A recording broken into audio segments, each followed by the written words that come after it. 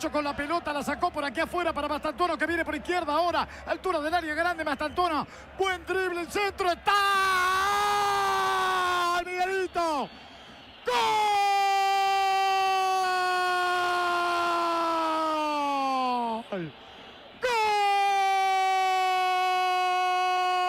¡Gol de River, Miguel! ¡Gol de River Borja!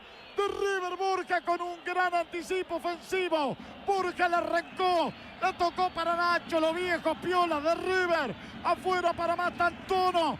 Mastantuono, un centro de primer palo con una patada de Kung Fu. Borja metió la suela del botín ante la salida de Lucas Acosta. Salió Acosta, no llegó. Gol de River, de Borja para Nacho, de Nacho para Mastantuono. Mastantuono para Miguelito.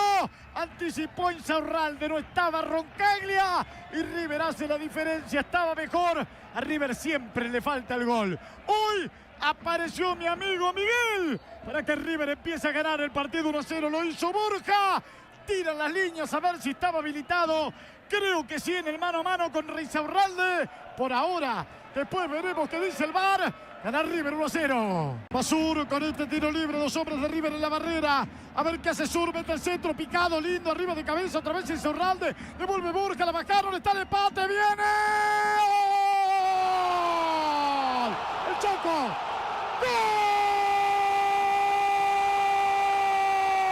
¡La Sarmiento Insaurralde! ¡Gol!